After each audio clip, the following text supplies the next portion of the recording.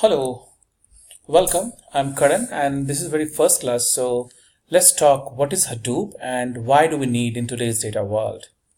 Well, to answer to this question as what is Hadoop, let's try to understand what data we are dealing today.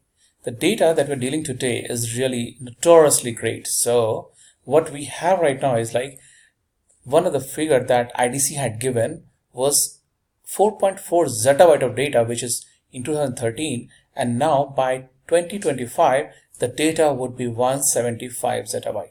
Now you can see the data has grown from 4.4 to 175 zettabyte, and that just in like 2013 to 2025, which is just not merely more 1 decade.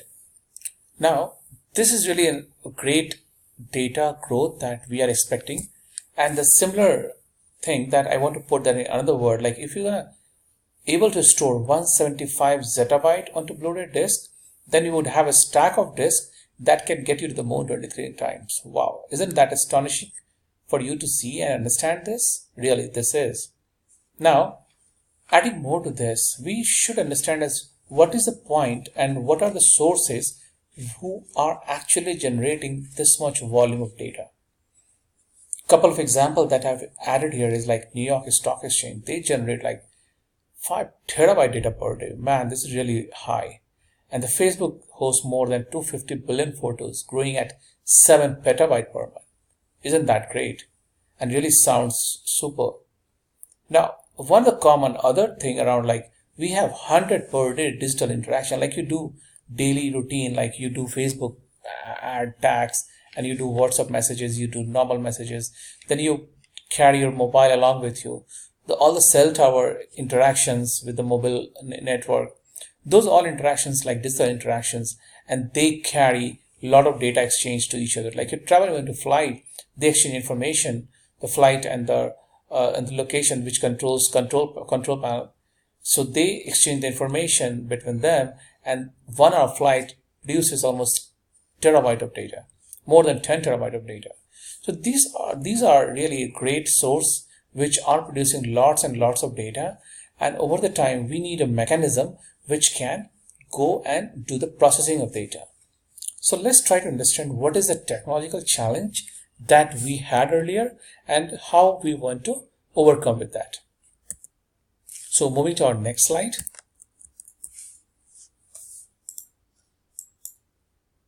Yes, so that we have a technology challenges. Like you see here, the read capacity and the data write capacity and how we are storing the data, they are different and their growth had different. Like imagine you have a terabyte of drive and that you want to read with 100 MB per second.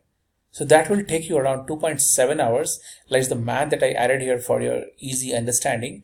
And what you can see is like 2.7 hours is going to take by one machine to completely just take and read entire data off the disk. Now imagine how tough would be a write condition, which is even more worse, and that will even more number of hours adding to 2.7 hours that we have just calculated for read. So the problem is very simple, and that's why Hadoop came. The entire technology world has gained great pace in storage, but read capacity from drives have not kept up the same speed, and that's why Hadoop came into the picture.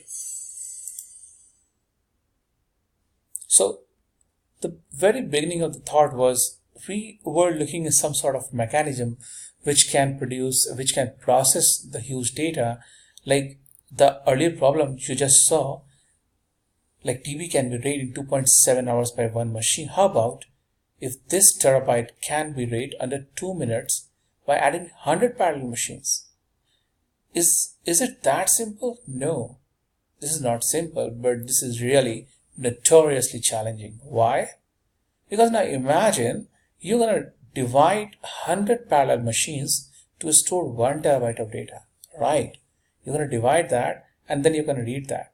Now you can understand, what if a machine, a thread which is reading the data from one machine and there's a hardware failure?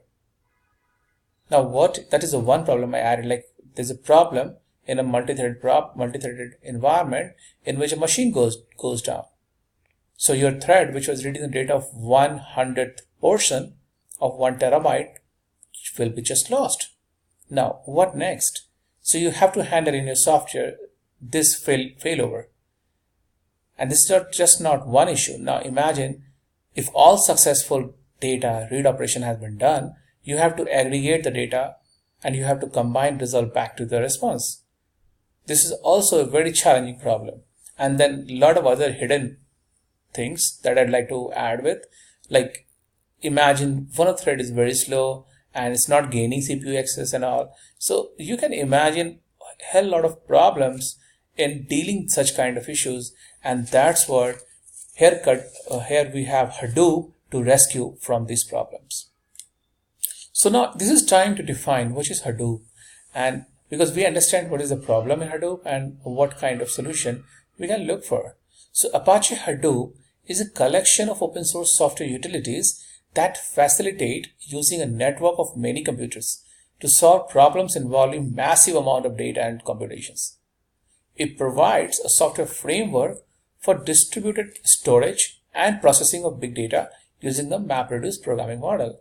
So let's dig down more into what definition says, and you will see when I show you the program, we'll come back to this definition again, because in the program, when you will learn and understand the real-time execution, you will better correlate those technical implementation with this definition. For now, let me take an effort and attempt to give you even better idea for this definition of Hadoop. So Apache Hadoop is a collection of open source software utilities. That means Hadoop is just not one tool.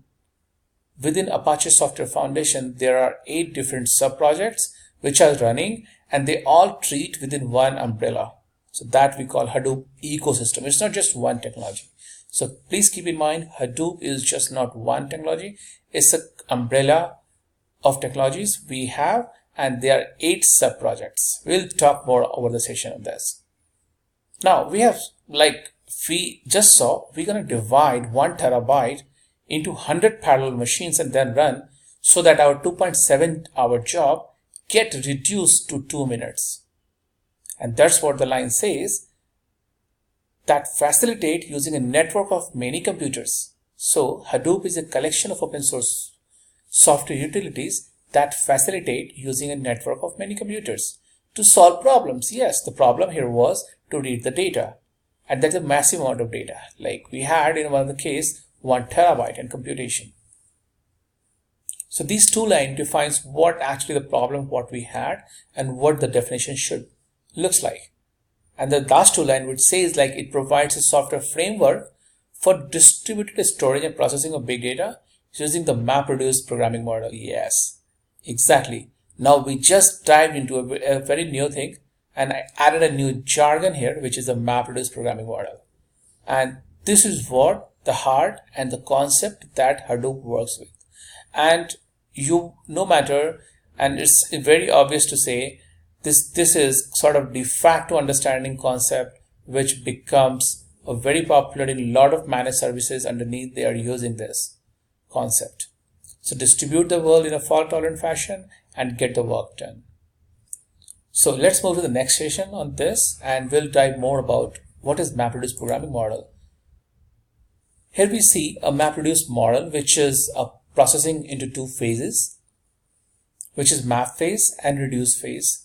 I wanted to give you a heads up and just take away notes right now that you wanted to keep with you, and more we're going to see in our program when we are going to actually implement the program and see how does it work. So the map phase and reduce phase uses a key value pair as input and output for processing. Please keep this in mind that mapper and reducer are just 2 technical functions, and they are going to use key and value as input and output. And trust me, I'm going to add all the values that you're reading right now, or what you're going to listen right now from me as a program and implementation. The core motivation of this Hadoop course is to give you a program, and all the definition of Hadoop, all the concepts of Hadoop would be translated in terms of technical knowledge that are actually implemented to understand you better. So please keep in mind that map phase and reduce phase are just 2 phases that breaks the entire MapReduce programming model. and they deal with key and value pair. Okay, and this technically mapped task should produce something which reducer can aggregate over or filter over or derive meaningful information out of that. I have added MapReduce program structures like we have a driver program, we have a mapper and reducer. So Java MapReduce has this flavor. They have a driver object, then they call a mapper and reducer. And this is time to dive into first MapReduce program. And in Hadoop, this is a very word count problem that I'm going to take here first. And then we'll dive into a very complex artificial intelligence problem with MapReduce 2. So consider the problem of counting the number of occurrences of each word in a large collection of documents. This is the problem. So I have added a bunch of code here, which is the driver code. And if you see, earlier I said driver code encapsulates all job information. So driver is nothing, but it takes care of what kind of information, like what is the input data we have, what is the output data we have, and how we are going to use all the mapper class and reducer class. So this is very standard of API that I have added here. And this is a word count driver. You just need a main method in Java, and you need a job configuration object, and this is how you're gonna get the object of job. Now, each and every line has a very method has their own significance, which I'm going to deal with in the next program execution. For now, just I've added this program here to let you understand just a glimpse of how a mapper code works, how a reducer code look like, and finally an explanation of the program. Now, once I'll show you how this program works, I'll tell you that can we process all type of input data from word count example that we just shown. So that actually gives you a new questions, which is like what kind of different input format we have in Hadoop, how reducer gets all similar keys together. I will go a couple of information I'll take right now as an abstract from you, and over the time I'll reveal each and every layer of concept one by one. So I just want to give you one brief understanding for you right now to understand what is a problem in MapReduce, why we are dealing with this, and how the structure works. Once you understand this template, I'll dive into number of numerical problems and will give you lot of information which each and every different concepts, and that actually need a complete different sessions altogether. So please enjoy the session over the complete course, and in the last we are going to implement 5 mega POCs which Hadoop and external system which will actually give you real-time true developer software developer understanding, and which you will understand and grasp the right opportunity to work and develop a software.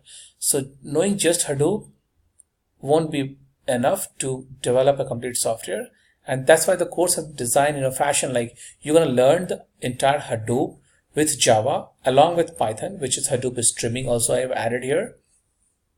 So whether you are a Java programmer, if you are a Python developer, doesn't matter. You can dive into this course and enroll yourself and get benefited out of this course and be a champion Hadoop. Now, next what we have designed on this course is you'll get the idea on what extra you're going to learn in Hadoop. Like if you learn Hadoop and today a task given to you is like ingest data to Elasticsearch by Hadoop, or read data from Cassandra, or send data to Kinesis, Amazon Kinesis. So you have to understand how to connect to external system in Hadoop. And this is a very great piece of information which you won't get any in an isolated course of Hadoop unless you develop a complete POC end-to-end, which is my core objective. So very thankful and for watching this session, and thank you very much. We'll see you in a course over. Thank you guys. Bye.